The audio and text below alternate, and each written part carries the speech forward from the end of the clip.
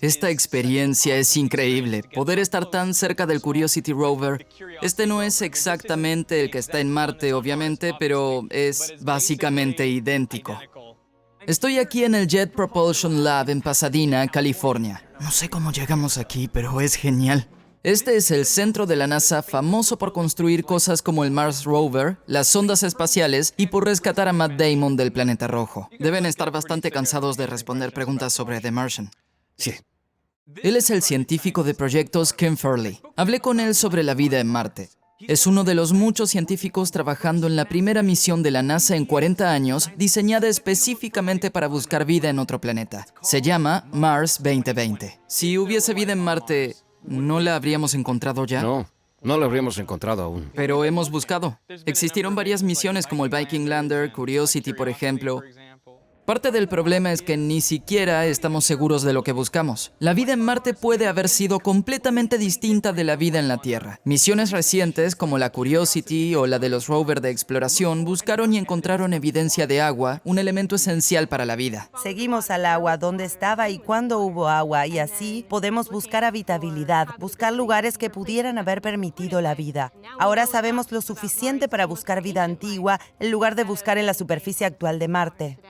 ¿No hay vida en la superficie de Marte hoy? Es muy probable que si hay vida en Marte actualmente, será bajo tierra, debajo de las capas de hielo, en lugares que son muy difíciles de investigar, con la clase de rovers y landers que hemos enviado hasta el momento.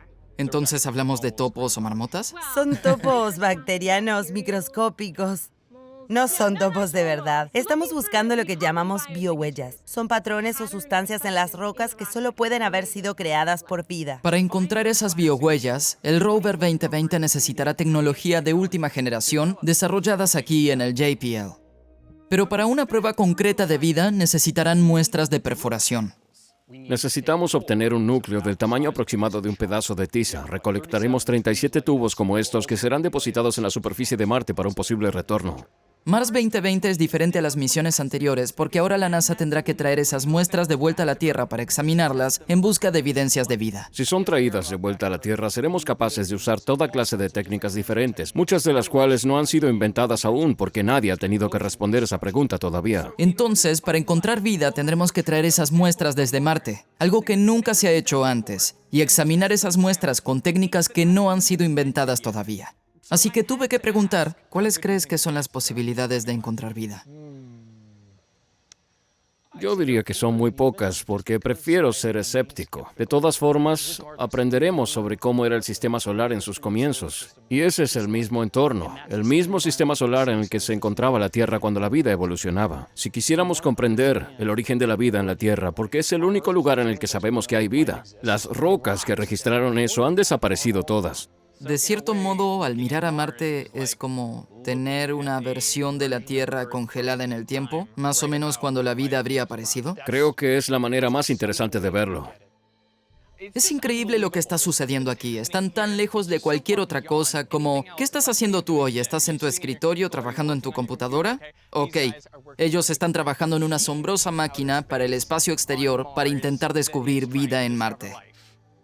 Es genial. Eso fue parte de un trabajo para el show de Netflix Bill Nye Saves the World, del que soy corresponsal. Si no lo has visto, deberías hacerlo. Pero obviamente, como el show está pensado para el público en general, no hablé con el nivel de detalle que generalmente uso aquí en el canal. Por ejemplo, esta es la primera imagen que llegó desde la superficie marciana. Fue tomada por la sonda soviética Mars 3 el 2 de diciembre de 1971. Luego de convertirse en el primer objeto construido por el hombre en aterrizar correctamente en Marte, la sonda transmitió datos hacia la Tierra durante 14.5 segundos antes de quedar en silencio. Nadie sabe qué pasó en realidad con ella, pero debe haber tenido que ver con la enorme tormenta de polvo que se dio justo en ese momento. Esta es la primera imagen clara que llegó desde la superficie de Marte. Fue tomada por la sonda Viking 1 el 20 de julio de 1976. Uno de los objetivos de la misión era encontrar evidencia de la vida en la superficie de Marte. Allí hubo un experimento llamado Labeled Release, donde se tomó una porción de suelo marciano y después se le agregó una solución de nutrientes diluidos.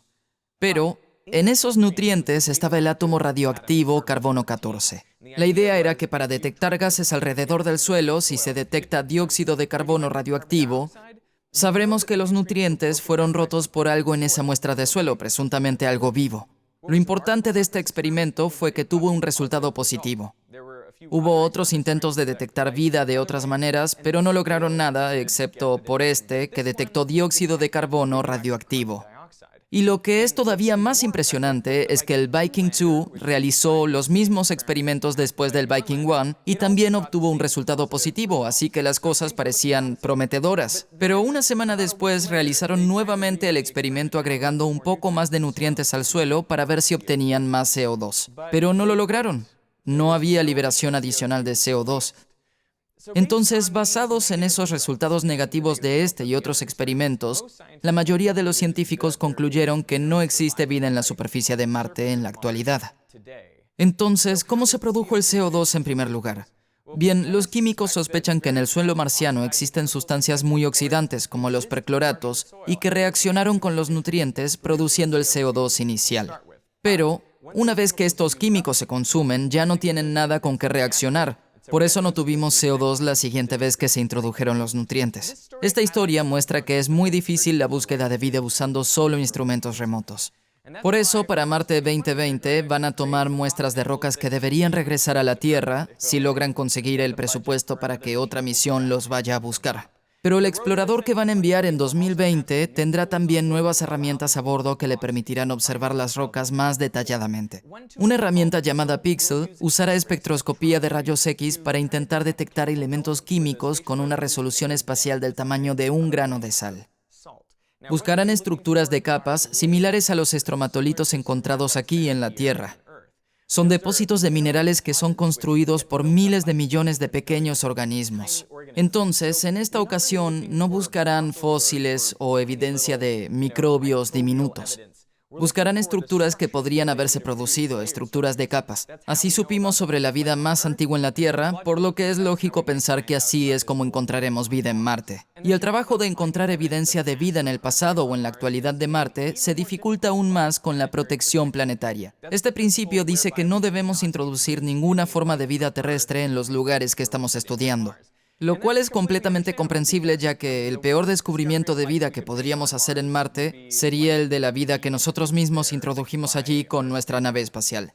Es decir, algunos organismos son realmente fuertes, incluso en el vacío del espacio o al ser bombardeados por radiación. Por estas restricciones, las naves espaciales deben ser extremadamente esterilizadas y además tienen prohibido aterrizar cerca de zonas donde se piensa que pueda haber agua líquida. Estoy ansioso por ver los resultados de Mars 2020 y esperemos que haya una siguiente misión para ir a buscar las muestras dejadas allí.